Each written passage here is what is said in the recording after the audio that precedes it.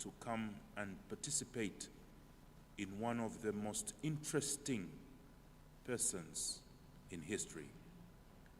Lord, be with us, and may we feel your presence working in our hearts, making our hearts rebukable, teachable, correctable, instructable, and trainable as we seek to learn from your servant, George Washington Carver. Lord, hear us for the sake of Christ and for him alone and on his merit. Amen. Good. The program will start. What I will suggest is perhaps that we sing our first hymn, Standing on the Promises of God. Where's our... maybe we can, since we're singing Standing on the Promises, we might as well stand, isn't it? Because this is a huge hymn, and you can't miss the fact that the person in question did stand on the promises of God and indeed was used by God himself, standing on the promises of God. Okay, there we are. Can someone pitch it up for us? The promises of God, my King. Through eternal ages let thy praises ring. Glory in the highest I will shout and sing, standing on the promises of God. Standing, I am standing, standing on the promises of God, my Savior. Standing, I am standing, I am standing on the promises of God. Standing on the promises that cannot fail, when the howling storms of doubt and fear assail. Right and living good for God and shall prevail. Standing on the promises of God. Standing, I am standing, standing on the promises of God, my Savior. Standing, I am standing, I am standing on the promises of God. Standing on the promises I now can see, perfect present cleansing in the blood for me. Only liberty where Christ makes free, standing on the promises of God. Standing, I am standing, standing on the promises of God, my Savior. Standing, I am standing, I am standing on the promises of God. Standing on the promises of Christ the Lord, bound to him eternally by love's strong cord, overcoming daily with the Spirit's sword. Standing on the promises of God. Standing, I am standing, standing on the promises of God, my Savior. Standing, I am standing, I am standing on the promises of God.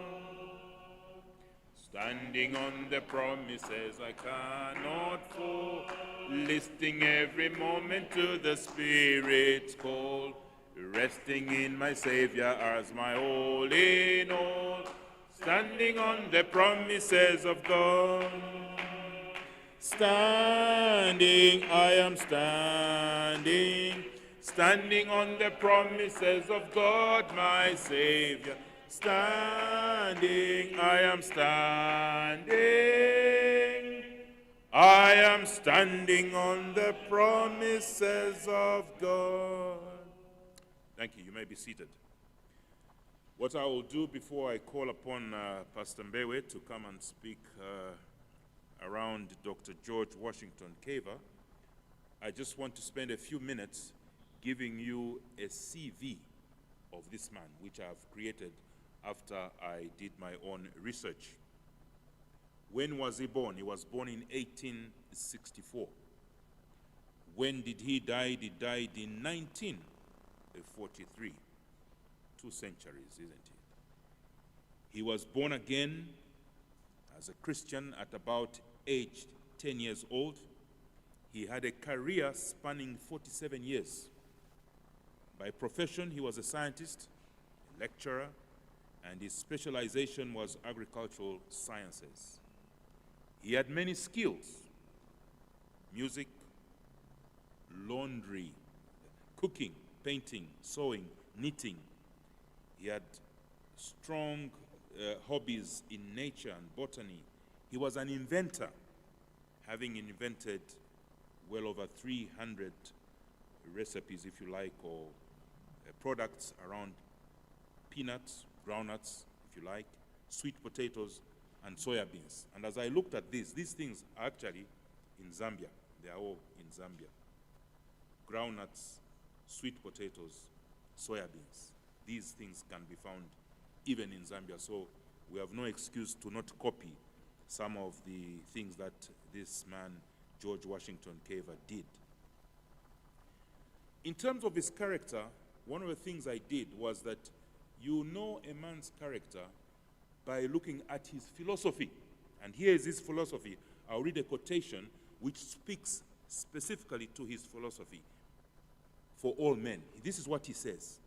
Meaning all men, meaning ourselves as well. He says, no individual has any right to come into this world and go out of it without leaving behind him distinct and legitimate reasons for having passed through it.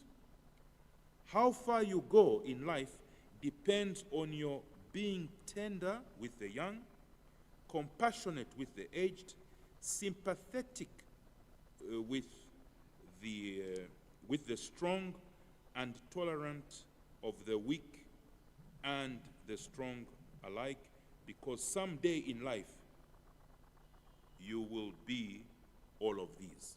Basically saying that one day you will be strong and another day you will be weak.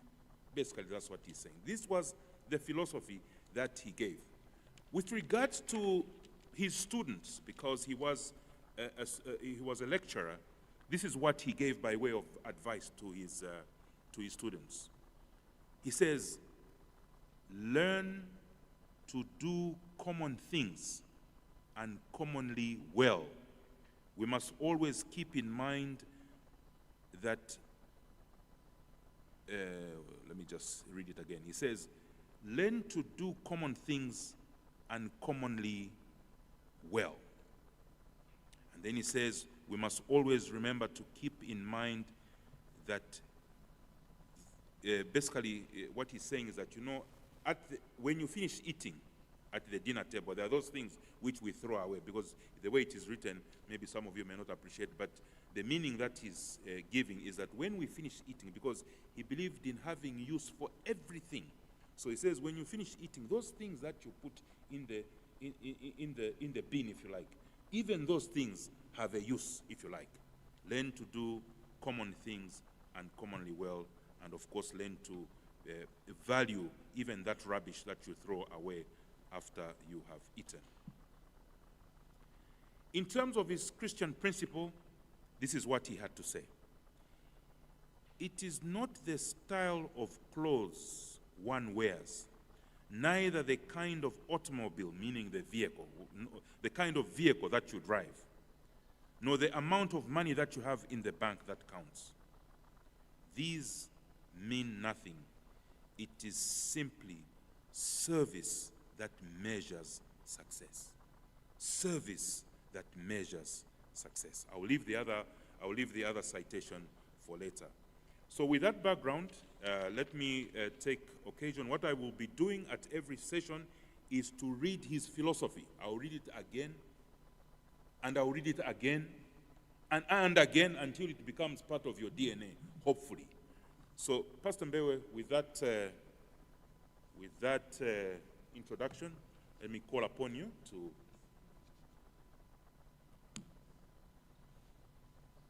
Okay.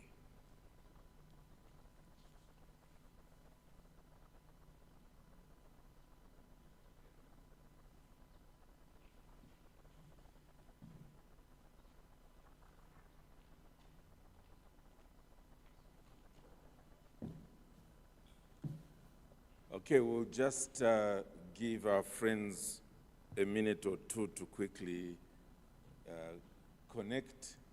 You know, gadgets have this tendency, just when you think it should be straightforward, you discover that it isn't. So what I propose to be doing, if it will work with the media department, I'm not sure, is that I have a video in which our brother Vodi Bokam is one of the narrators of the life of George Washington Carver. So the way I want to function is that that video is roughly 45 minutes. So I'm hoping what we could do is I speak, first of all, for 40 or so minutes, and then they present at least 15 minutes of that video on our screen here, which will basically be a summary of what I would have handled. And then again, we do the same thing so that we keep going over and over that way. Okay, good. I think we are ready. And then the slide numbers are on that script, so you can just keep changing as we go along. Thank you very much. So the very first slide is simply the one that has the title, George Washington Carver, and it is his life that we are considering. And then we go into the introduction, and I say that 80 years ago, in January 1943, a black man whose labors had transformed the southern states of America died. His name was George Washington Carver. This year, during our annual Heroes of the Faith Day, I want us to study and be inspired by his life. He was the most unlikely candidate for what he achieved.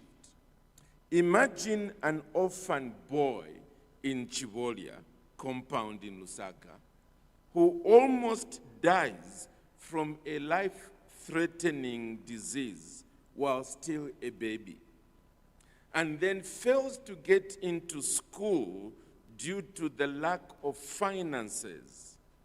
Imagine such a young man becoming one of Zambia's greatest scientists, whom each of our presidents, all the way from Kaunda to Hichilema, want to meet.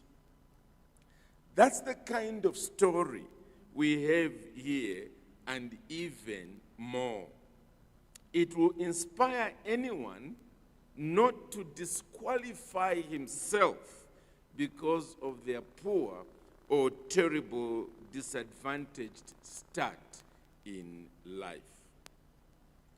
So George Washington Carver was born in some of the most turbulent times in America. And what I want to do is give you an overall picture of the times in which he was born. So the anti-slavery movement was gaining ground since 1833, when William Wilberforce died. And as you know, he campaigned heavily against the slave trade. Having sustained a gallant fight against slave trading and the owning of slaves in Britain, the South, meaning the southern states, the South was still holding on to their slaves because they were the main workers on the huge cotton farms. So slave trade was still legal for the first few years of Carver's life. But even when it was outlawed in 1863, the slaves were freed, there was still a lot of social and racial discrimination.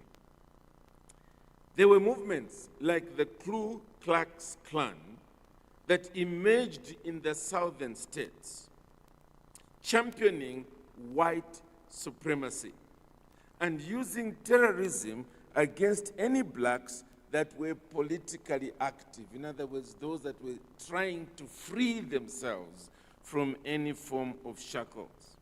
Many blacks were violently killed by members of this movement. For instance, in 1873, in what is known as the Colfax Massacre in Louisiana, between 62 and 156 blacks were murdered in one night by the Ku Klux Klan, and their bodies were thrown into the Red River. And that explains why people did not know the number of those that were murdered, because they just couldn't account for the bodies. The American Civil War broke out in 1861 and lasted about 4 years. Basically, what happened was that 11 southern states seceded from the Union and formed the Confederate States of America. Part of the reason for this war was that the southern states benefited from slavery and did not want to legislate against it, as was the case with the northern states of America. However, they were finally defeated and slavery was outlawed even there. The year the war ended, the 16th president of the United States, Abraham Lincoln, was assassinated by a shot in the head while watching a play. It was the first time that an American president was ever assassinated. The nation went into a state of mourning. But also remember that this period in which George Washington Carver lived was a period when international relations deteriorated to the point where it culminated into the First World War from 1914 to 1918. It was the very first time when the entire known world went into war with each other. These were turbulent times indeed. These were also years of major technological advancements. It was in the 1850s, when the first telegraph cable was laid right across the Atlantic Ocean, enabling quicker communication between America on one hand and Europe on the other. Then there was the Pony Express, the picture that you are seeing here within America itself, that boosted communication through using horses to go right across America to deliver mail. One major change made travel across America easier, and it was the first transcontinental railway that was built from 1863 to 1869. Then we come to 1877, when Thomas Edison invented the gramophone, which was the first generation of what was later called the record player. it preceded tape recorders, CD players, and so on, in playing back any sounds that were recorded on discs, and these were then multiplied in various homes. 1 year later, that is after 1877, Edison developed the electric light. And of course, that changed the face of the world completely. We're still benefiting from that today. So these were also times of exciting scientific discoveries. This was also the period of what is called the Third Great Awakening, which lasted from 1855 and went on to 1930. The phrase refers to a period of heightened religious activities in the history of America.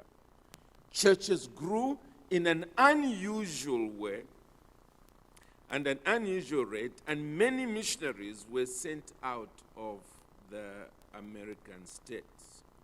Some of this impact was coming from men like Dwight L. Moody and Billy Sunday in the USA, and Charles Haddon Spurgeon in Britain, whose ministry was being felt in America as well. It was also the period of the birth of the Pentecostal movement, which was building up over time and finally had its sort of official date in Azusa Street, Los Angeles, with the events that took place there at the turn of the century. And with this began a movement that has impacted Christianity across the world, but at that time was definitely being felt in America itself.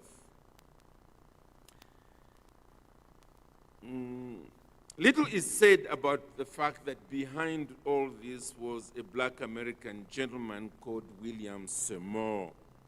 There was the holiness movement that also began in that period, and also a number of worldwide cults, at least today, but at that time they were just beginning, such as the Jehovah's Witnesses and the Mormons. This period of awakening had its own social impact. There was a crusade against slavery, I think we've already noticed that, against prostitution, against pornography, against the consumption of alcohol. There was a growing demand for women to be allowed to vote and to be protected in terms of their working conditions in the factories.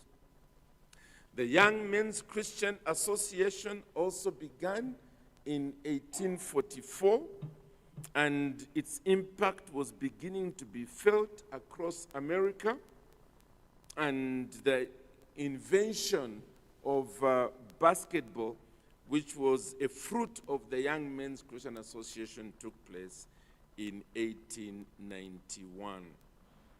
There was also mounting pressure to stop child labor and to make elementary children's education compulsory. Churches started having colleges and universities to train young minds. So all these were the activities that were taking place around the time when George Washington Carver lived. And so we go into his life. We begin with the first lecture, and it is entitled Carver, the Lover of Nature. George Washington Carver had the least promising start to life. His mother was a slave woman. She was purchased when she was only 13 years old by Mrs. Moses Carver and his wife, Susan. The couple owned a farm in Diamond Grove, Missouri. This was 9 years before Carver was born. Carver had an elder brother called Jim. His father died while his mother was still pregnant. The actual date of Carver's birth is not known. It is suggested that it may have been on either January the 14th or July the 12th, 1864. It was before slavery was outlawed in Missouri in January the following year, 1865. When he was only 8 weeks old, he, his sister, and his mother were abducted in the middle of the night. When their slave owner woke up and realized what had happened, he hired a scout named John Bentley, whom he sent to go and look for them. John found sick baby Carver somewhere near the edge of the state of Arkansas, but he did not find Carver's mother. He traded off one of Moses Carver's horses for the baby. By that time, the baby had developed whooping cough. John brought back baby George to Carver, who nursed the sick baby back to health. That was how Carver, that is the Moses Carver, adopted George and his brother Jim and gave them his own surname. George never saw his mother again. By God's grace, he survived. Moses Carver was a reluctant slave owner. He bought Mary and her husband Giles for $700 from William McGinnis on October 9, 1855, because this man owed him money. So it was a form of payment for the debt. He was later to say, "I hope heaven will not judge me too harshly for this action." Moses had a strong work ethic. He and his wife Susan decided they were going to raise Jim and George as if they were their own children. The two boys grew up on the Carver farm, working with cattle, goats, sheep, horses, and so on, and with crops such as corn, wheat, flax, oats, etc. Of the two boys, Jim was stronger than George, who was sickly and frail from childhood. So Jim did most of the hard work on the farm, while George was more at home helping with housekeeping matters, involving cleaning up, laundry, and cooking. Yet, in his spare time, Carver spent time outdoors. He wanted to explore nature. He spent time in the woods and fields. Sometimes he would be sent to fetch water at a nearby spring and spend time looking at the plants next to the spring. He wanted to know how all these things ended up being what they were. He just loved that. He started a secret garden so that he could discover more about plants as they were growing. And so as they would send him out to go and either fetch water or do some chores, he would pass by a secret corner of a farm where he was actually growing his own little garden. In due season, his neighbors brought sick plants to him, and he would nurse them back to health. And in the process, he got a reputation among the neighboring farms as the plant doctor. And by that time, he was still a little child. And you will notice the quotation that I have put here that has come from him, and he said, "I love to think of nature as an unlimited broadcasting station through which God speaks to us every hour, if we will only tune in." Carver wanted to understand plant life, and so he wanted to go to school. There was a building in the neighborhood of the Diamond Grove, that's where they were staying, that was used as a school during the weekdays, but also as a church on Wednesday evenings and on Sunday. George was welcome to join the Carvers there for church, but as a black boy, he was not allowed to go there for school. Moses and Susan wanted Jim and George to go to school, but that was not possible where they lived. George had one book, and it was given to him by his adopted mother, Susan. It was a speller.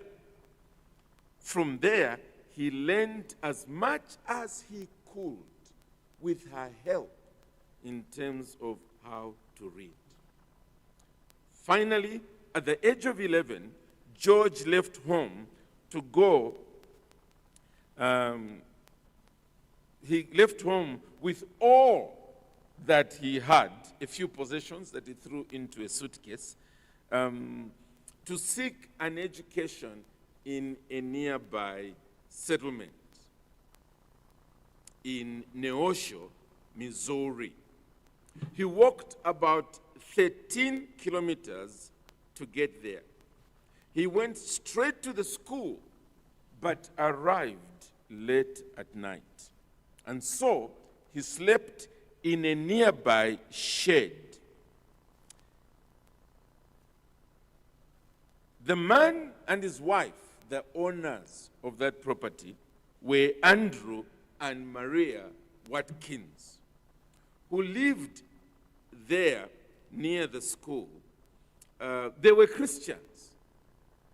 And so, when they found this young man under the shed and interviewed him, he told them where he had come from, what he was looking for as he came to this part of the world. They invited him to live with them in their home.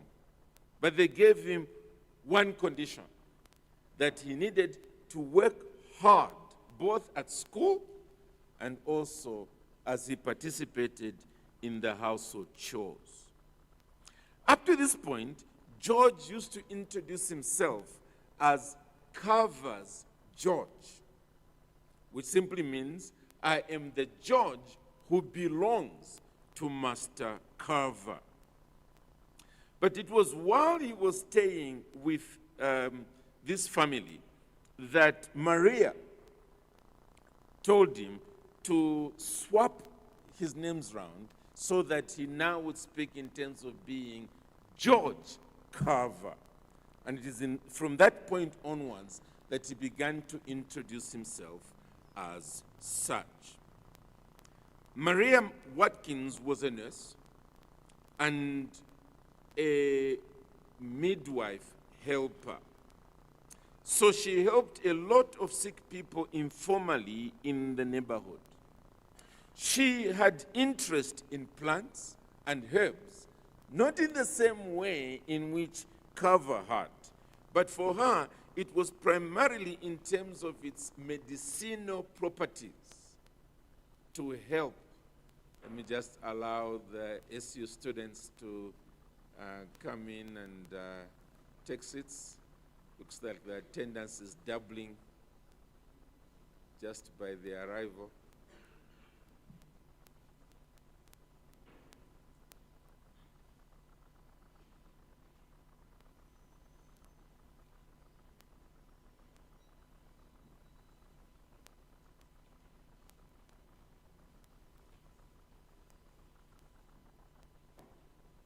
Now, Guys, there's a little space there, a little space there, so don't feel you should cram. Yeah, thank you, thank you.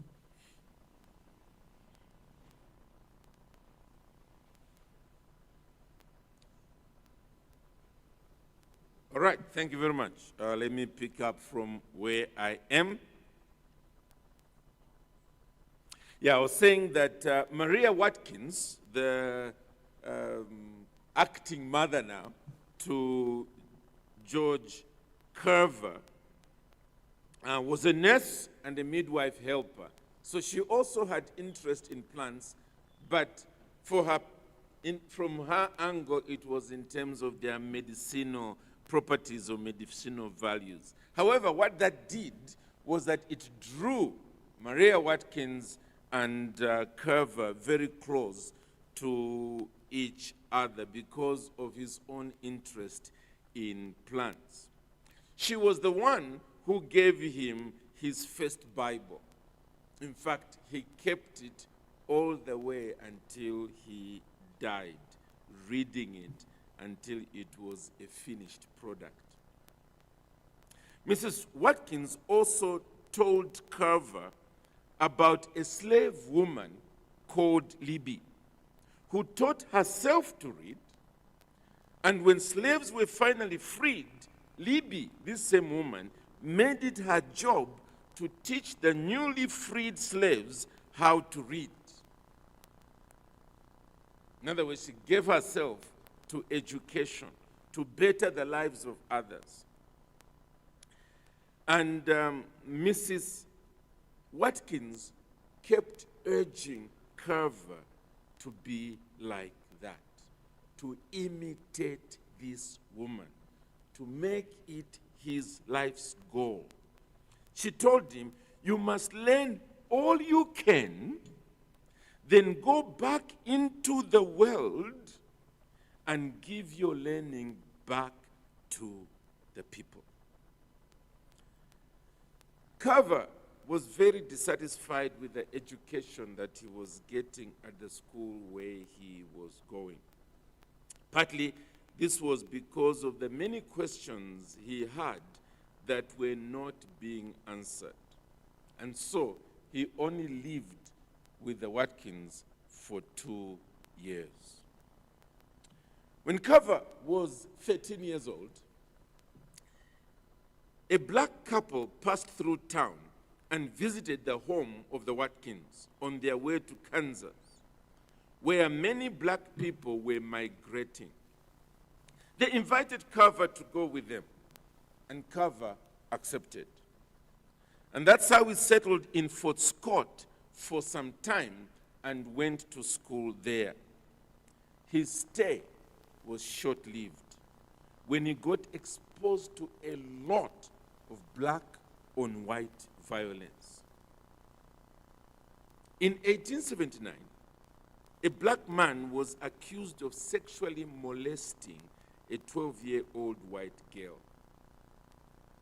Although the man was at that point in a prison cell awaiting trial, a crowd of about 1,000 individuals stormed that prison cell, got him out, dragged him across the Judson Street while they were screaming angrily. George was watching all this happening from where he was staying. Finally, the crowd hung this man on a light post and set him ablaze. When Carver saw that, he jumped on the next train out of town. And from there, he went from town to town for the next 7 years, looking for a place that would be conducive for him to find an education. Finally, at the end of that 7 years, he finished school as he was going from town to town, getting a bit of education here, getting a bit of education there, getting a bit of education. So at the age of 21, he finished what we call secondary school and graduated from Minneapolis High School in Kansas.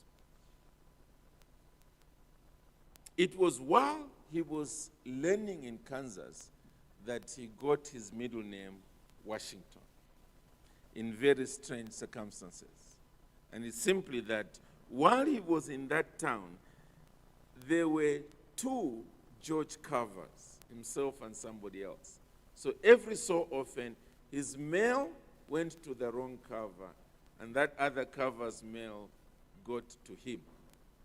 And so to arrest this problem, he randomly chose a letter to put in the middle of his name, and he chose the letter W, just to distinguish himself from the other George. And so he began introducing himself as George W. Carver. Well, one day somebody asked him if the W stood for Washington, and he replied, "Why not?" And that is how he ended up being called George Washington Carver. It is said that he himself never used the name Washington as his middle name. He just used to sign off as George Washington Carver. But as you know with names, they stick, and it has outlived him. Having completed high school, Carver applied to several colleges to further his education. I think we should go to our next slide. Where are our guys?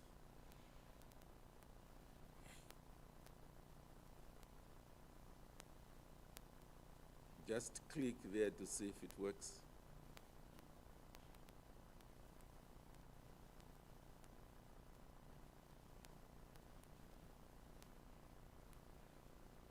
Next slide, let's see. Yeah, thank you very much.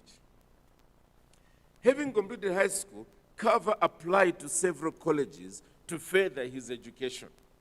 He was finally accepted to attend Highland College. He was excited and went there by train. But when he showed up at the office of the president, he was told, "When we accepted you as a student, we did not know that you were a Negro. Highland does not accept Negroes." That is how he was rejected as a student. He was devastated. So he went to Western Kansas and received 160 acres of land for free and began farming under the new Homestead Act passed by Abraham Lincoln in 1862.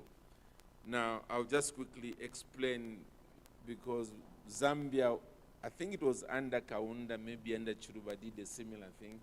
They would get a huge piece of land outside the city, divide it into small farms, and then say any young people that want to leave the city to go and settle in such places, they were welcome, they would be given those portions of land, they would be helped with initial inputs and a little bit of money and so on to try and get them going in terms of livelihood. That's what was happening at this point.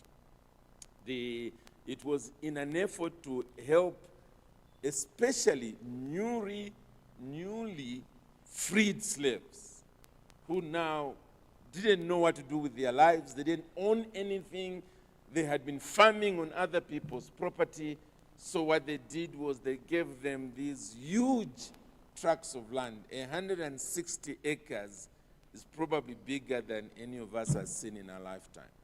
But just remember that America was largely unpopulated in that sense.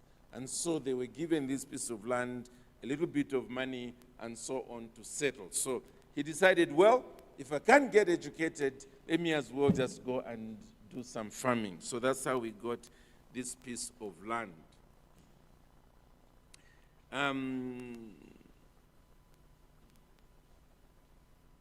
And what he would do while he was there was also to go to these other farmers in order to share with them what he had learned about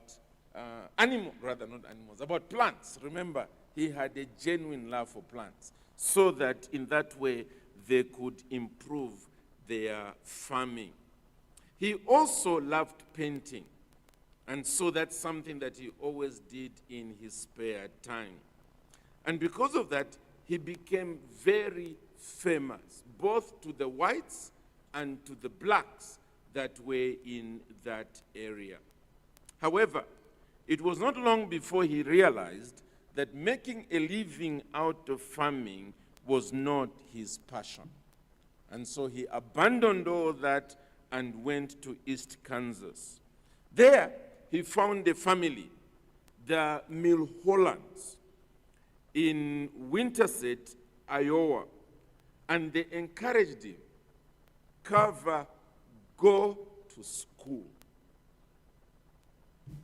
So he applied to another college, Simpson College, which is the one we are seeing there, and they accepted him. He was their only black student. He enrolled in art and piano lessons.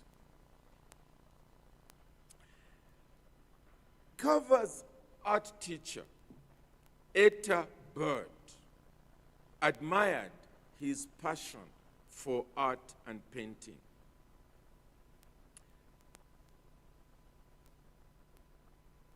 But she noticed that he painted plants, and he loved plants. He spoke about plants. And so, because her father, Joseph Bird, was a professor at Iowa Agricultural College, she persuaded him to go and study there. It was one of the leading agricultural colleges in the nation. She also realized that the circumstances were against black people generally, and therefore there was no way that he was going to make a living out of selling art as a professional artist. And so finally, that's how she managed to get her father to help him to get into this college, which later on became a state university. And so he moved there. And even when he got there, he was the first and only black student in the college. It was extremely rough for him. For instance, the kitchen staff refused to serve him in the dining room. And so he used to eat with the cleaners and caretakers in the basement. And also because the dormitories were such that you had to live 2 by 2 in each room, the white students completely refused to have him as a roommate. And so as a result, one of the professors is the one who used his offices and created a small section, at least one of the rooms, so that that's where he could live while he was studying at this university. In due season, however, Carver, because of his gracious character and his hard work, became very popular at that college. He joined the football team and the German club. He also joined the cadets and was part of the honor guard that escorted the governor when he came to visit. He studied so hard that he came out top of the class when he was graduating and had the coveted opportunity of presenting the class poem in 1894 when he graduated. He was the first black student to earn a Bachelor of Science degree at the Iowa State University. His final year thesis was entitled Plants as Modified by Man. Joseph Bird, whom I mentioned earlier, the father to his previous lecturer, and the renowned plant disease scientist Louis H. Pamel convinced Carver to remain at the university and do his master's degree. He also joined the faculty and thus became the first black faculty member while he pursued his master's degree in the systematic botany department. He studied under Louis H. Pamel, and he also taught the undergraduate students in botany. He earned his Master of Agricultural Science degree 2 years later in 1896. Carver's work in these 2 years in the experiment station in plant pathology and mycology gained him national recognition and respect as a botanist.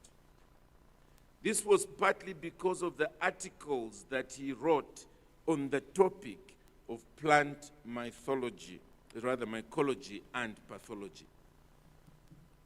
He was offered to do his PhD there, but he turned it down. He was also offered to join another college for black students that was called Alcorn Agricultural and Mechanical College in Mississippi. It was at that time, well, must be up to now, the oldest black university in America and was founded by former slaves. It was named after Governor James L. Alcorn. However, Carver turned even this one down. In the end, Carver never studied at doctoral level, though some people started calling him Dr. Carver.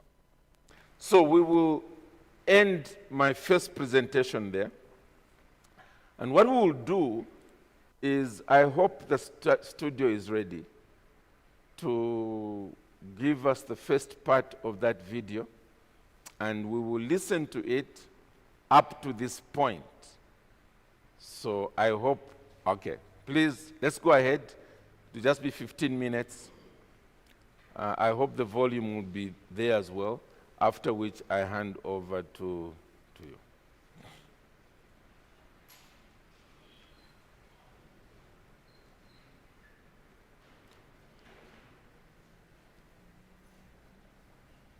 I hope you're praying. You know technology, eh? Hope you're praying. Yeah, that's the one. I hope we'll hear, because the narrative is quite interesting.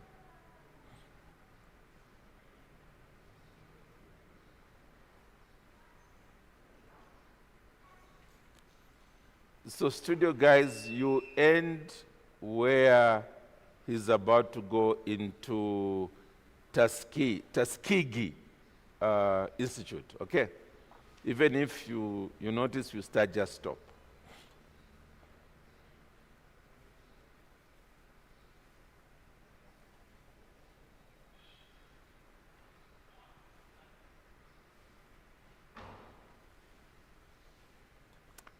So we should have tested this yesterday. I was doing my best to convince my team, but let's see.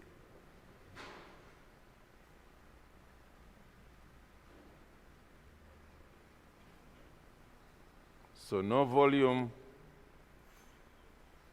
no volume.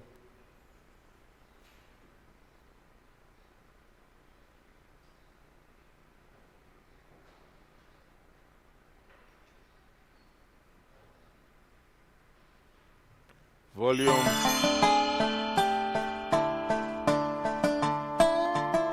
should have been music playing by now.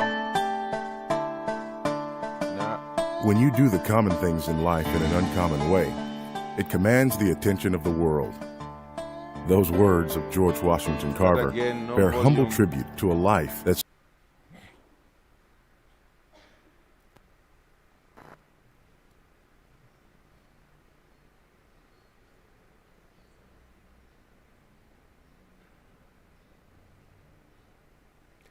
Exactly what I was saying shouldn't happen today is happening. when you do the common things in life in an uncommon way. Okay. So next time, guys, please, let's make sure we don't do this.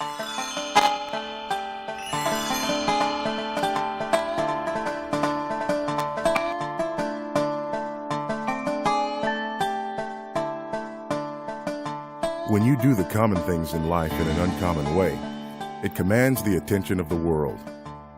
Those words of George Washington Carver bear humble tribute to a life that saw the extraordinary where many see the mundane. The lifetime he spent exploring order, beauty, and truth is often remembered for a singular contribution to American agriculture. Peanuts made George Washington Carver a national figure. George Washington Carver caught the public imagination because he was making all those products out of peanuts. Someone once asked him if he thought the peanut was the most important work he had done. He said no. So it's the one that makes him the most famous. 300 products from the peanut, but did you know that he created 500 colors from the Alabama clay? Exploring the world of George Washington Carver reveals his love of music and art and creativity in the scientific realm, as well as his symbolic place on the landscape of American race relations. The fact is, he was one of the keystones in the whole process of emancipation and the whole process of bringing black people to equality in our culture and in our legal system. Textbooks today focus primarily on the outward achievements of George Washington Carver, his inventions, his vision for sustainable agriculture. That was just a small part of the man, and in fact, it was more the outward fruit of something far greater within. In recognizing his great achievements, we must not miss who this man was.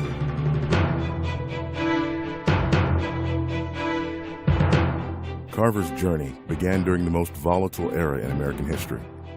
His mother, Mary, was a slave. George was born July 12, 1864.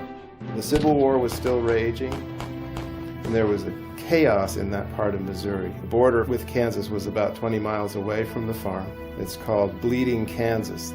There were thieves and robbers and raiders taking advantage of the chaos of the war. Mary and her two sons, Jim and George, were owned by Moses Carver, a Missouri farmer. When George was about 8 months old, the chaos came to the farm. A group of raiders came and took him and his mother. While the bushwhackers were abducting Mary and baby George, Moses Carver was able to hide away George's older brother, Jim.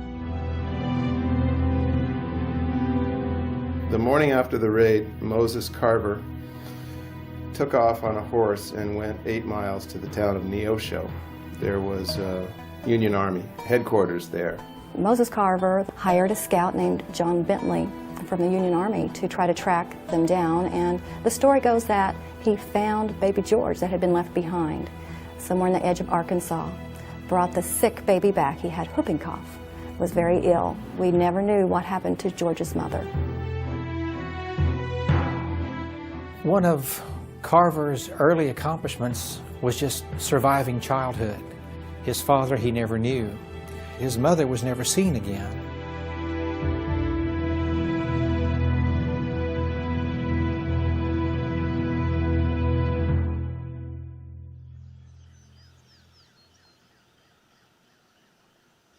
Baby George was returned to the homestead of Moses Carver.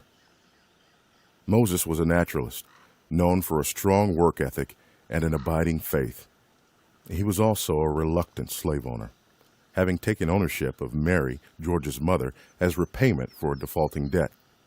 He later wrote, "I hope heaven does not judge me too harshly for this action." When Mary was lost, there are Moses and Susan with these two boys, whom they decided to raise as if they were family. George was growing up on a working farm. Day-to-day life would have been a family raising cattle and horses and goats and sheep, honeybees, apple and other fruit trees, lots of corn, oats, some wheat, flax, a lot of crops. It would have been a life of lots of hard work. He was sickly as a child, and so he grew up knowing about loss and about struggle and about challenge. And also because he was sickly as a child, that also freed him up.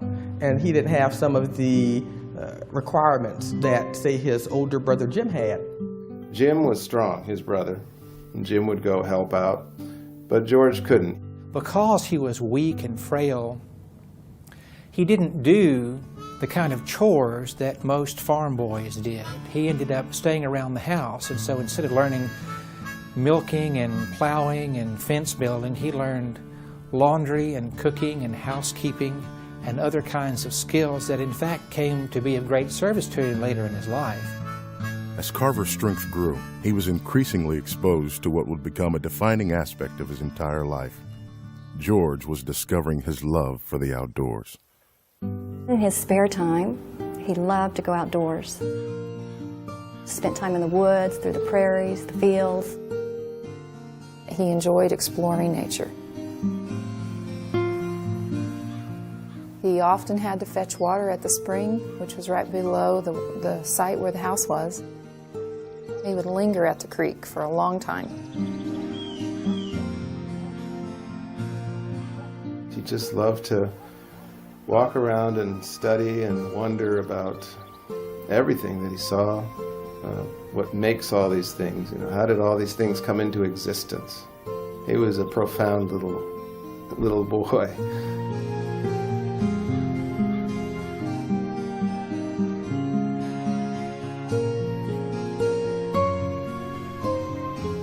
At an early age, Carver found that beyond just admiring nature, he wanted to engage it in a hands-on way.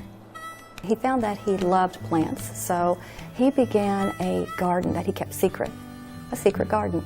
And some of the neighbors would bring their sick plants to George, even as a young child, and he would plant them and nurse them and take care of them and learn that he had a green thumb. He was just particularly good with plants.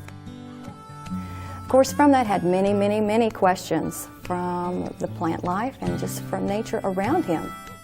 It drove him to really desire an education. Soon, George became known to his neighbors as the plant doctor. His desire to learn and understand more was growing. The nearest place for meetings in the Diamond area was a place called Locust Grove. There was a building there that was used as a church on Wednesdays and Sundays and as a school the rest of the week. As a black child, George was welcomed at church on Wednesday and Sunday, but he wasn't allowed to go to school there. A deeply disappointed George turned to the resources he had available.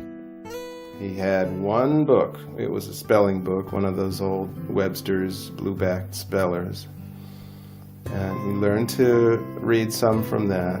He got everything he could out of what was available, but that was almost nothing. Mr. and Mrs. Carver were perfectly willing for the boys to attend school with the white children. But because of the racism that existed in the 1870s when he attempted to go to school, he found he had to move away from home. So at age 13, George took off. He basically took a piece of cloth and put his favorite rocks that he'd collected as a boy and his speller and a pair of jeans and tied them up and carried them to Neosho. He walked the 8 miles. When we look at George Carver's life, I think we have to consider that perhaps from time to time, maybe he was extraordinarily blessed, and maybe he was inspired, and maybe he was watched over because he successfully made that journey to Neosho. But not only that, he met the right folks.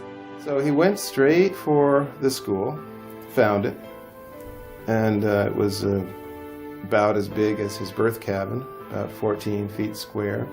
Must have been late in the day, so what he did was to go into a property next door and crept into a little shed on the next property. It was owned by a black couple.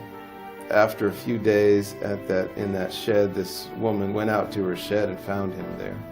She saw him and asked him what he was doing. He told her, and she found out he didn't have a place to stay. So she said that if he worked hard in school and helped out around the house, he could live with her and her husband. Her name was Mariah Watkins.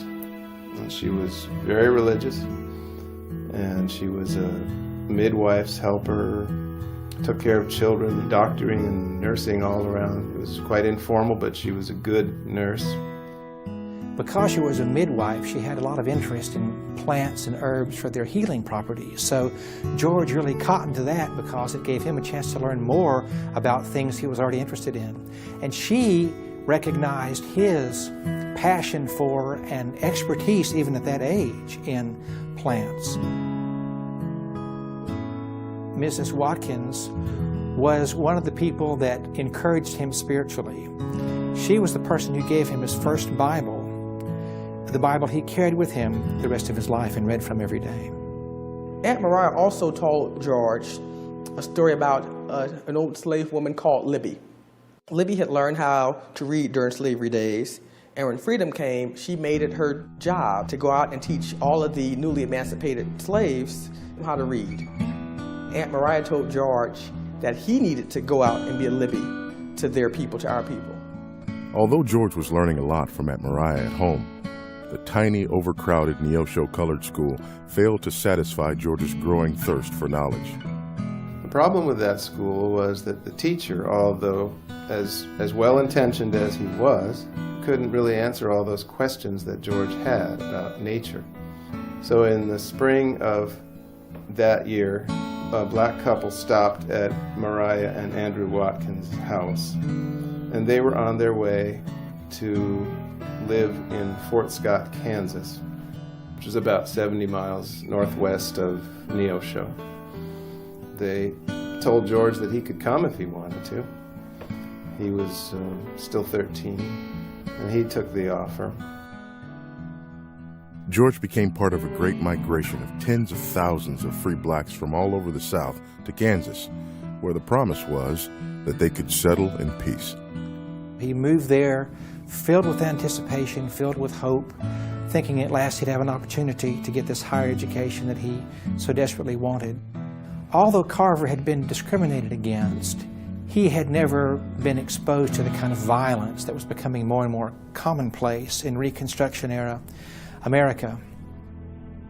He was working. He found a family that he was cooking for in Fort Scott, and he was going to another school, another black school in Fort Scott, and seemed to be doing well.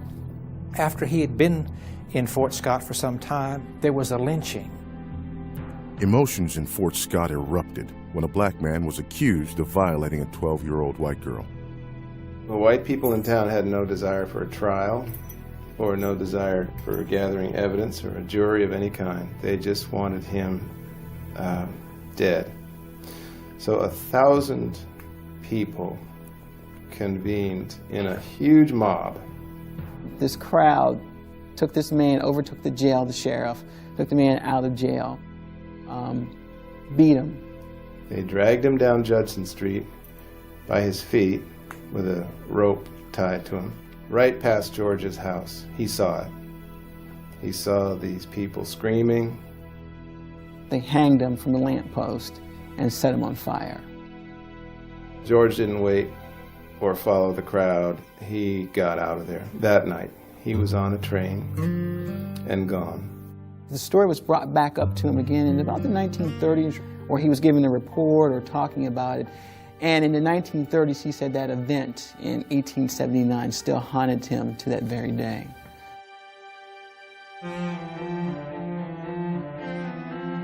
He went to several little towns, Taola, Olathe. He stayed in some of these little towns for a year, 2 years. His motive was simply to become educated, but he was always struggling. I mean, he had nothing. Here he is, he was all alone in the world, and he just had to make his own way. For the next 7 years, Carver wandered throughout the region. At about 21 years old, George managed to complete the equivalent of a high school education. Finally, his greatest desire was now within reach. He had been accepted by a little place called Highland College. This was a lifelong dream come true. He was so excited. He took the train to Highland, got off, reported to the president of the college to get his assignments, and they said, "When we accepted you, we didn't realize you were a Negro. Highland does not accept Negroes." And that was the end of it. It was the biggest disappointment of his life. Abandoning his aspirations for a college education, Carver headed to the West Kansas frontier to try his hand at homesteading.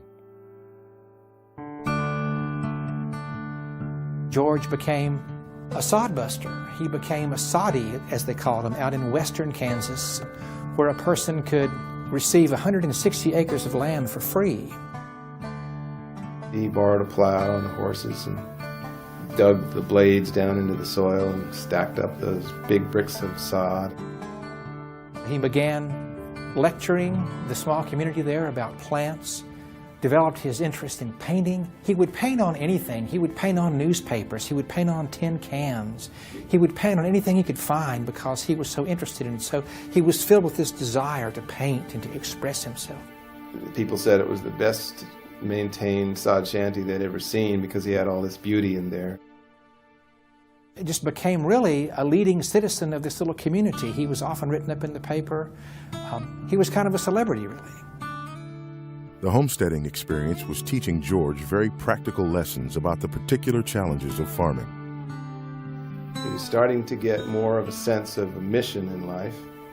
He was starting to get the idea that he wanted to help his people, that he wanted to help the poorest of his people, to climb the golden ladder, as he put it. The arid high plains of Beeler, Kansas, however, proved ultimately inhospitable to farming. George relinquished his land claim and returned east, landing in tiny Winterset, Iowa. He found a church that he started to attend. And at this church, he met a family, Dr. and Mrs. Milholland, and they became instant friends. They were the ones who encouraged him to go on to college. The shock and disappointment of being rejected at Highland had finally passed, and he was ready to give it another try. In the nearby town of Indianola, Iowa, there was a college, Simpson College. So he applied, and they welcomed him with open arms. He was in his element at last. He felt in a way that he was home. Though the only black student on campus, Carver found acceptance. While his desire to help others was growing, he wasn't yet sure how that would happen. A re-inspired Carver eagerly enrolled in art and piano classes. George had an art teacher named Etta Budd, who really admired his abilities and admired his passion. She was so impressed with the specimens he brought in to paint. These were things he had collected. Sometimes he had grafted them or grown them. Her father was a professor at Iowa Agricultural College. And she began to think George ought to transfer his interest from painting plants into studying them. She believed that it would be very difficult, if not impossible, for a black person to make a living as an artist just because there would be this prejudice against buying his paintings. So as tough as it was, I'm sure, for her to say, and as it was for George to hear, Miss Budd recommended to George that he trade his paintbrush for the smock of a scientist or of a botanist and enroll at Iowa. And that's what he did. Iowa Agricultural College was one of the leading agricultural schools in the country. He was the only black student on campus. At Simpson, George had been able to come into the community and come into the student body very easily. It was a smooth transition for him, even as the only black student. At Iowa, things were different. A lot of the students were coming from the South. A lot of these students had never seen a black individual before. And I believe it was extremely, extremely rough for him. The kitchen staff wouldn't serve him dinner in the dining room. He had to eat in the basement with the janitors. When he was to be assigned a dorm room, there were 2 students to a room, and who was going to sleep with the black guy? And so one of the professors actually offered his office as a room for him to live in. In spite of the racially charged climate, Carver patiently acclimated into the all-white student body while diligently advancing his education. His excellence and graciousness resulted in his widespread acceptance and admiration. He became a very popular student, worked out with the football team, joined the German club, wrote for the school yearbook. In fact, in 1894, he even wrote the class poem. He was a member of the Student Cadet Corps. He was part of an honor guard that escorted the governor when he came to visit. 1894, he graduated from Iowa State, the first black to graduate from Iowa State. After graduating, George stayed to pursue his master's degree under the wing of renowned plant disease scientist L.J. Pamel. He taught freshman courses in botany and worked in the herbarium. Carver was valued and in demand at Iowa Agricultural College. But George, a resolute man of faith, was becoming convinced that he was being called to other service. As his graduation from graduate school drew near, George was offered an opportunity to enroll in the PhD program and join the faculty. They wanted to keep him there. He had also gotten an offer, though, to teach at Alcorn A&M in Mississippi. This was appealing to him because it was a black college. Then along came an offer from another school called Tuskegee in Alabama. Carver was intrigued with reports of trails being blazed in South Alabama at the already renowned Tuskegee. Willing to set aside other alluring offers with great session, and let me hand over to Mr. Singogo.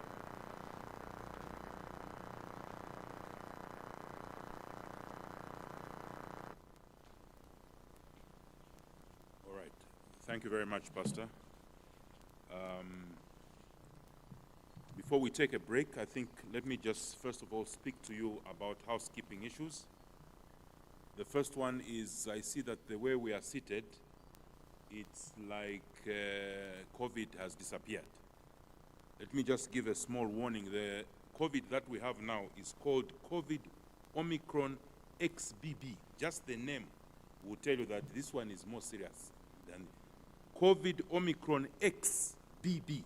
I don't even know what it stands for, but it just shows that it's a very dangerous one, more dangerous than the COVID-19.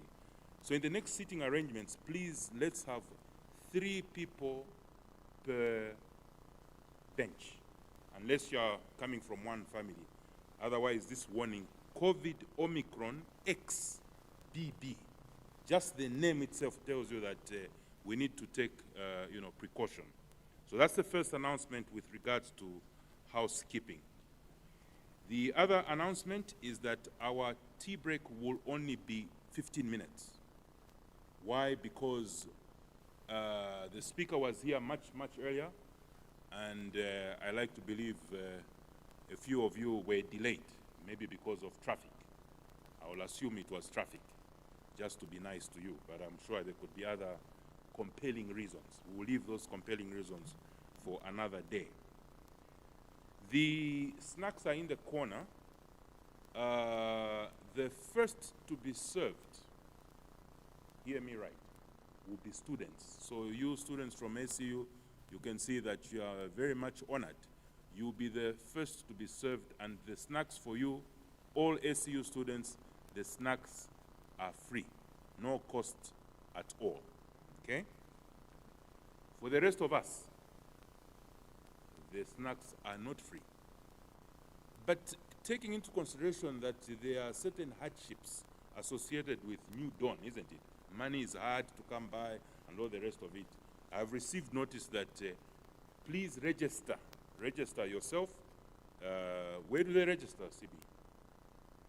Oh, come in front so that they can see you, so that, Chisola, the ones to register for the free pack. Oh, okay. For those of you who have been hit hard by the New Dawn government, you know, money is hard to come by, please register so that during the lunch period, you are given a free pack for lunch. There will be lunch provided. But for our friends from ACU, free.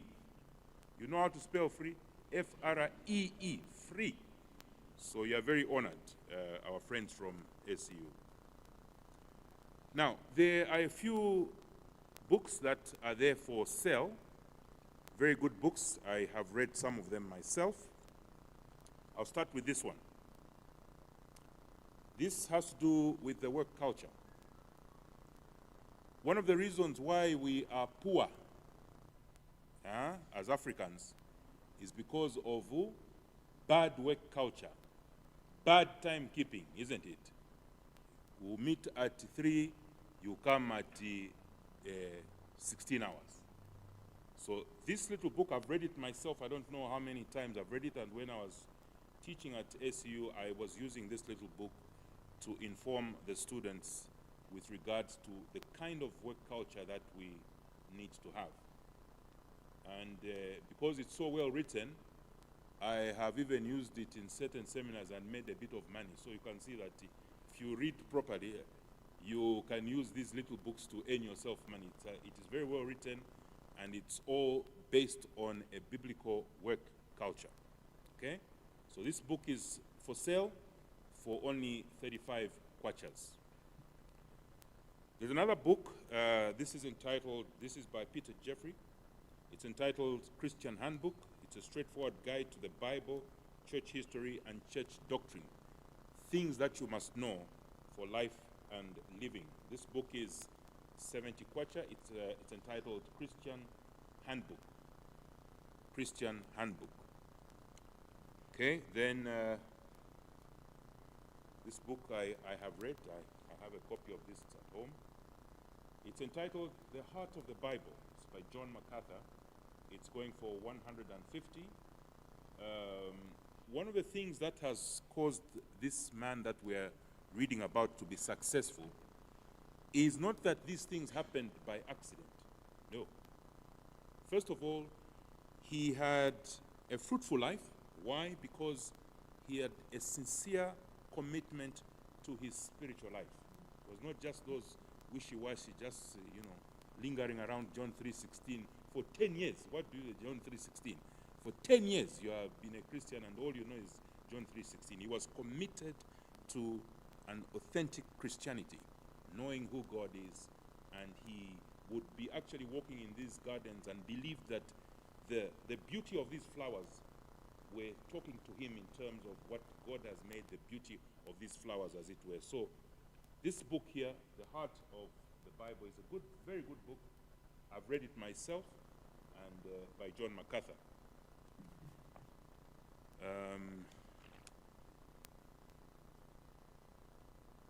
Pastor Chipita, you know, the 6th floor, 90 kwacha you said? Yeah, okay. So, let's see. 6th floor issues, yeah. There's this little book. When I was much, much younger, we used to call this, I think, Daily Power or something, but now it's called Daily Nuggets, okay? One of the ways to grow spiritually is very simple. Read your Bible and pray what? Every day. So we used to use this when I was much, much younger. many, many years ago, perhaps before many of you were born, except a few of you. So we used to read what we called Daily Power and, you know, things like that. So this is a little book which I would encourage you to have. You may not have the expertise of having to be dedicated to reading long passages or reading the whole Bible, but these nuggets will help you to, you know, be able to go through the scriptures. What I would suggest is that we will take only 15 minutes break. We started off late. I'm sure that you will appreciate with me that the man that we are studying today is a man who has a background in terms of something that we as Africans are familiar with, especially if you come from not a very privileged background. But that is no excuse of failing to be fruitful in life. Fruitfulness of life, if you've been following this presentation, is a function of two important things. Number one, committed to your spiritual life. Number two, an intense desire to learn. You know, to learn. Learn as much as you can. If you notice that this man had an intense desire to learn. He did everything in his power to get an education. But beyond that, he was curious, okay? Now, you see, the word curious has two opposites. There's what we call indecent curiosity on one side, and on the other side, we have what we call decent curiosity. Indecent curiosity just leads you into more and more sin. Decent curiosity, which he had, will lead you to positive outcomes. That having said, we'll break for 15 minutes. I'll be a little bit forceful with time, but remember, when we come in the next time round, remember, COVID, Omicron, XBB. So please, 3 people on a bench unless you are members of the same family. So we can take a break now until the next session. 15 minutes only for this break. Remember, SU students, please, maybe SU students, you can stand. SU students.